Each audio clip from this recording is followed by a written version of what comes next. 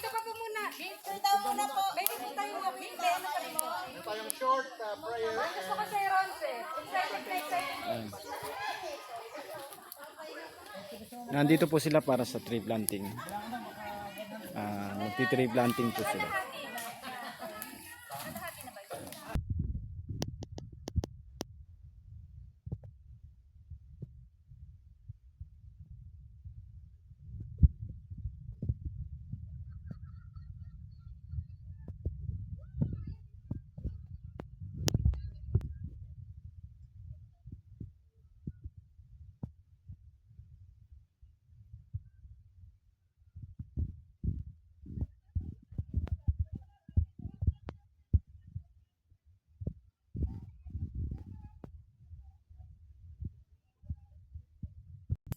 Kalooban ng Diyos ang ating ginagawa ngayon.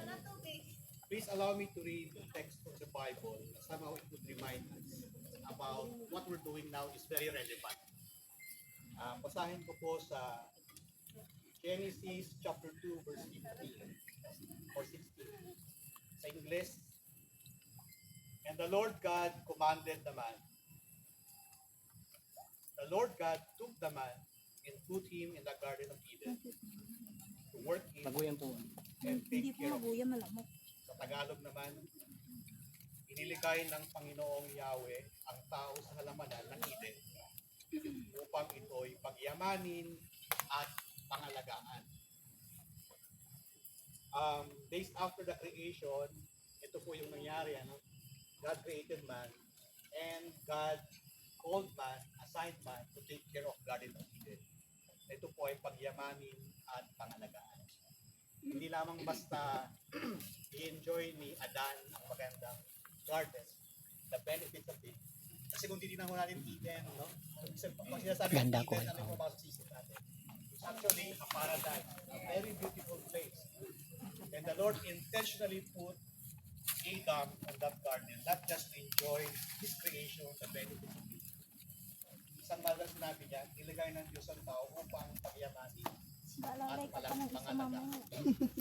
So, I think this is one of the first assignments of God sa tao, which is to take care of the creation. Ang ginagawa ko natin ngayon is actually a response to God's calling every one of us to take care of the creation.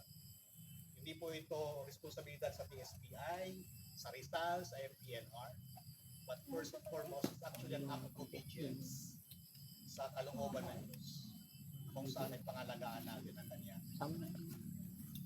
kalikasan. Hindi po ba tayo? Nakakalungkot, siguro mga nakalaang mga linggo, nakita natin kung gaano masalanta ng marami.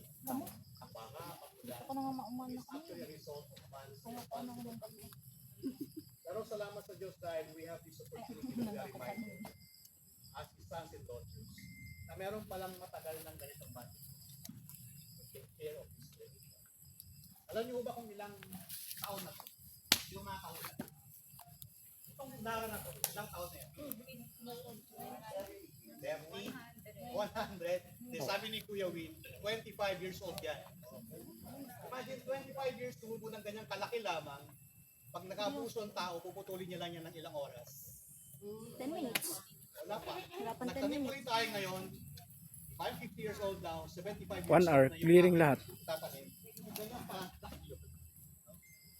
So sabi nga ni Kuya Will, during the time when they were not here yet in MPN, nagaraw to hindi ganito kami. But thank God kasi with our effort, with our collaboration, actually there is hope. So yung ginagawa natin ngayon is actually an act of hope. Na ang ginagawa natin ngayon ay para sa kinabukas natin. And first and foremost, it is actually an obedient